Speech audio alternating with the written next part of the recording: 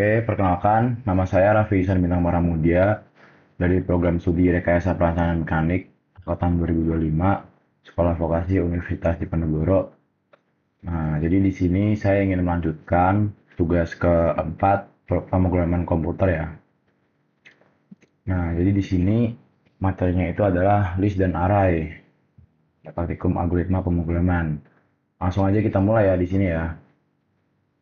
Jadi di sini kan ada array. Nah, jadi apa itu array? Nah, secara sederhana, array itu seperti rak sepatu di rumahmu. Setiap kotak di rak itu bisa diisi sepatu, dan kamu bisa mengambil sepatu tertentu berdasarkan posisinya. Nah, dalam pemrograman, array adalah tempat untuk menyimpan data-data yang memiliki tipe yang sama, misalnya angka atau teks, dan kita bisa mengakses data tersebut menggunakan nomor urut yang disebut indeks. Secara formal, array adalah kumpulan data yang tersusun secara linear, di mana semua elemennya memiliki tipe data yang sama. Elemen-elemen ini disimpan di memori secara berurutan, dan kita bisa mengaksesnya menggunakan indeks. Contoh sederhananya, jika array itu seperti kotak telur, setiap lubang di kotak itu adalah tempat untuk satu telur, dan nomor lubangnya adalah indeksnya. Selanjutnya, nah di sini ada jenis-jenis array. Yang pertama, array satu dimensi. Nah, array satu dimensi itu ini yang paling dasar nih, seperti daftar belanja, satu baris banyak elemen. Lalu yang kedua, ada array dua dimensi. Ini seperti tabel, ada baris dan kolom. Cocok untuk data yang lebih kompleks, misalnya matriks. Lalu yang terakhir, ada array multidimensi. Nah, ini tuh untuk yang lebih advance lah, dengan lebih dari dua dimensi. Biasanya digunakan dalam simulasi atau game 3D. Contohnya agak rumit, tapi intinya menggunakan indeks lebih dari dua. Terus yang selanjutnya, nah apa saja nih yang bisa dilakukan array? Nah, array tidak hanya untuk menyimpan data, tetapi juga memiliki beberapa operasi menarik. Nah, yang pertama tuh ada penyisipan atau insertion. Nah, memasukkan data array menggunakan indeks, misalnya nilai 0 dalam kurung 0 sama dengan 95 untuk mengisi elemen pertama. Nah, lalu yang kedua ada pengaksesan atau access. Nah, ini tuh mengambil data menggunakan indeks. Contoh tuh sistem out.pin ini nilai dalam kurung satu untuk melihat nilai kedua. Nah, lalu yang ketiga ada pencarian atau searching. Pencarian ini tuh mencari data tertentu dengan mengecek satu persatu elemennya. Lalu yang selanjutnya ada, nah di sini tuh ada kekurangan dan kelebihan array. Nah, kelebihan dari array sendiri, yang pertama itu efisien, karena dia menyimpan banyak data dalam satu tempat. Nah, lalu yang kedua itu cepat diakses, karena datanya berurutan di memori. Aksesnya sangat cepat. Nah, jadi itu ya lebih tertata rapi lah. Nah, tapi ada juga kekurangannya. Nah, kekurangan yang pertama itu ukurannya tetap. Jadi harus menentukan jumlah elemen dari awal, tidak bisa menambah seenaknya. Terus yang kedua tuh tipe sama, semua elemen harus memiliki tipe data yang sama, tidak bisa dicampur. Nah, ini contoh coding dengan array. Sini ada algoritma dari Python ini ya. Ini public static void main string ini. Ini juga yang tadi system.out.print ini teman pertama tambah teman dalam kurung 0. Di sini ada mengganti nama. Teman satu Dedi. Sini teman kedua sekarang teman satu. Cetak semua. Jadi ini hasilnya gini ya. Teman pertama itu Andi. Teman kedua sekarang Dedi. Nah, teman ke satu Andi, teman kedua Dedi, teman ketiga Data. Nah, selanjutnya ada list. Nah, list ini adalah struktur data pada Python yang mampu menyimpan lebih dari satu data seperti array. Pada modul ini akan membahas secara menggunakan list di Python dari yang paling sederhana sampai yang sedikit kompleks. Nah, ada nih list tuh mempunyai definisi. List sendiri itu sering disebut juga array pada bahasa pemrograman lain.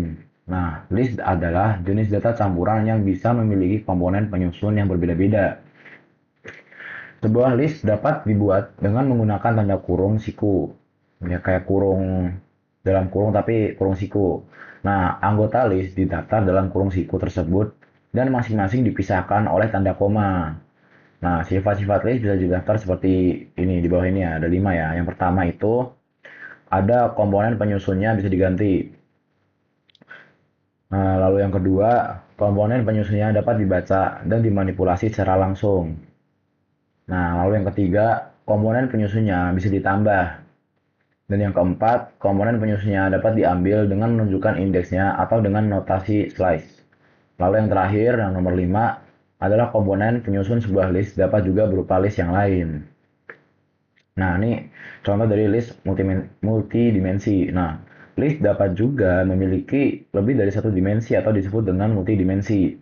Nah, list multidimensi biasanya digunakan untuk menyimpan struktur data yang kompleks seperti tabel, matriks, graph, tree, dan lain-lain. Nah, ini contohnya ya, ini ya. Jadi itu list minuman dan ini pakai kurung siku, kopi luwak, soda sedih, teh. Ini juga dijelaskan cara mengakses list multidimensi. Misalkan kita ingin mengambil es kopi kan, jadi di print di sini ya, di print dalam kurung list minuman. Langsung aja lanjut ke selanjutnya. Nah, di sini juga ada operasi dasar list. Nah, beberapa operasi yang umum dilakukan pada list, yaitu ada yang pertama, menambah elemen.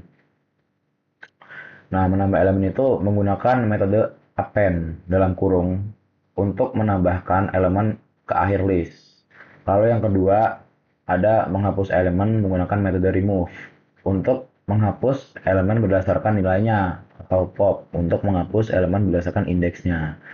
Nah, jadi kalau misal metode remove itu untuk menghapus elemen berdasarkan nilainya, kalau yang pop itu berdasarkan indeksnya. Nah, lalu yang ketiga itu kita mengupdate elemen. Nah, mengupdate elemen itu mengganti nilai elemen tertentu dengan memberikan nilai baru ke indeks elemen tersebut.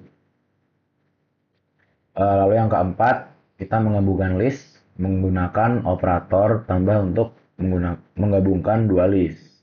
Nah, lalu yang terakhir, mengulang list menggunakan operator untuk mengulang isi list. Nah, untuk yang nomor 4 ini ya, itu tuh menggabungkan listnya tuh menggunakan plus, tanda plus ini, simbol plus ini.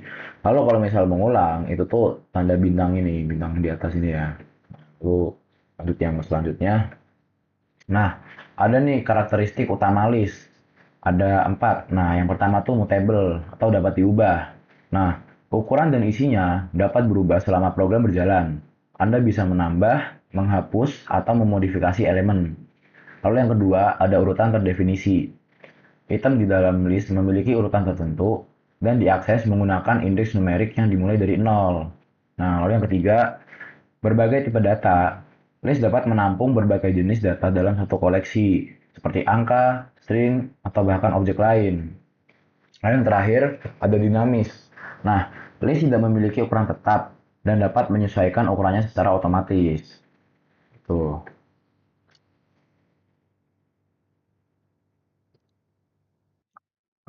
Oke, jadi di sini kita langsung lanjut aja ke Scratch ya. Nah, jadi di sini udah ada algoritmanya gini ya. Nah, jadi di sini saya ingin menjelaskan kalau misalnya yang list tadi itu tuh kayak gini ya cara menggunakannya. Jadi di sini kan ada nih, kita ke panel yang variabel, kita di sini make a list. Jadi di sini jika ingin membuat list baru, di sini ya tinggal di sini mau list baru gitu, tapi menggunakan misal gini, list underscore HP, misal gitu, handphone, terus oke.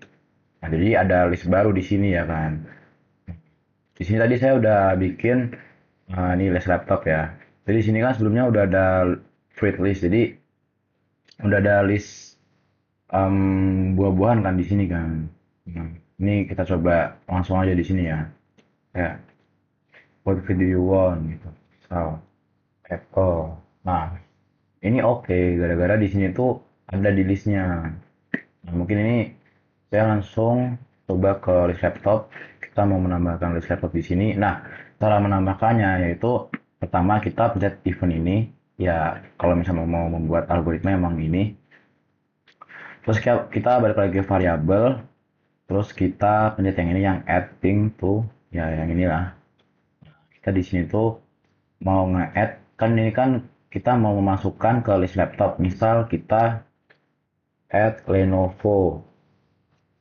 Nah, di sini tuh itu British kan bukan kan? Kita mau masuknya kan ke list laptop. Jadi di sini kita pencet ini yang titik yang panah ke bawah ini, terus kita pencet yang list laptop. Nah, gini. Terus kita langsung aja pencet di sini. Nah, di sini udah langsung masuk ya Lenovo.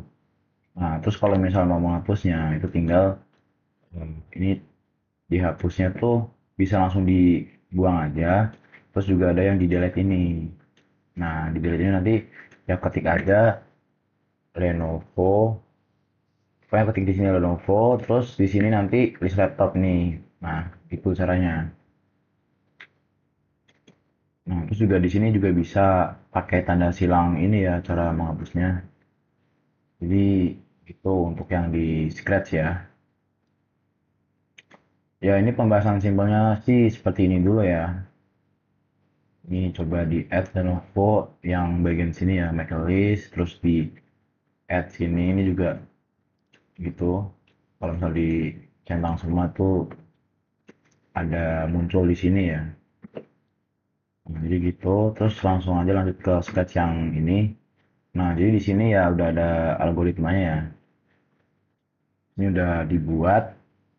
Nah, jadi di sini tuh kita tuh ditanyain kayak hello, you have to guess the ingredients from the cookies recipe. Jadi gitu. Jadi di sini kita tuh disuruh menebak tiga bahan untuk membuat cookies, resep dari cookies. Nah, di sini tuh udah ada ingredient satu. Nah, di sini tuh em, kalau misalnya kita balas ini, kan di sini kan ingredient satu itu adalah milk susu. Nah, jadi ini jawabannya ini you have to safely guess. Jadi jawaban kalian benar. Tapi kalau misal jawaban kalian salah, terus ya discussion itu bakal bilang, oh your guess is wrong. Jadi jawaban kalian salah. Terus ini juga ingredient dua itu adalah telur. Kalau misalnya salah, nanti discussion ini bakal bilang, oh your guess is wrong. Tuh simpelnya gitu. Oke, langsung aja kita coba ya. Kita langsung aja kita coba. Ingredient satu itu milk. Sorry, bentar ya. Ah,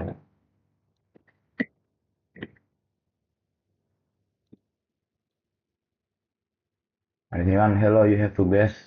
Tuh, ah, kita ditanyain tentang ini you have to guess tiga resep untuk cookies ready ready. Nah, kita di sini tanyain ingredient satu itu apa. Di sini kita jawab milk. Wah, salah ternyata. Terus yang kedua eggs. Nah, benar. Nah, kenapa tadi yang satu salah? Karena saya typo ya, teman-teman.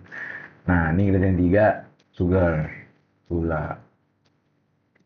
Nah, makanya specifically gas sugar. Nah, jadi gini, saya mendapatkan hanya 2 poin gara-gara yang pertama itu saya salah. Nah, jadi ya sebenarnya gitu. Kalau misal salah, nanti your guess is wrong. Kalau misal benar, ya nanti you have successfully guess. Mungkin kalau yang di script ya seperti itu ya. Lalu langsung lanjut aja yang ke yang Python. Ya balik lagi, pastinya sama aja sama yang di scratch tadi kan. Jadi di sini ada variable ingredient list-nya tuh eggs, flour, coklat, butter, sugar, salt, gini. Kalau misalnya benar, ini you have for every guess. Kalau misal salah ya wrong guess gitu. Jadi ingredient satu itu misal apa, telur atau coklat atau apa.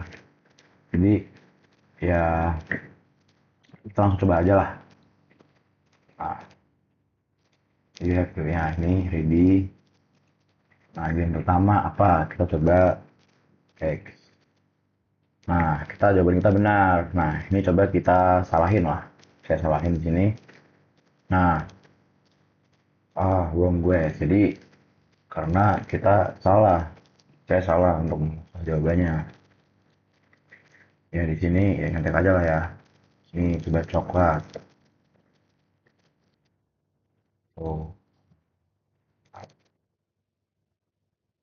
Nah, Ini benar, tepat. Ya, game over you have 2 poin. Jadi ya di sini saya mendapatkan hanya 2 poin karena ya saya salah di sini. Jadi ya simpelnya kalau misal jawaban kalian benar yang sesuai di program ini, yang di algoritma ini, ya kalian akan mendapatkan jawaban you have correctly guessed.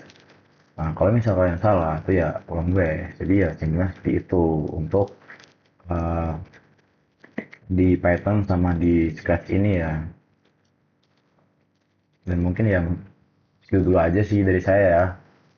Oke, mohon maaf jika ada bersalahan karena ya saya juga masih belajar juga sih. Ya, sekian terima kasih. Wassalamualaikum warahmatullahi wabarakatuh.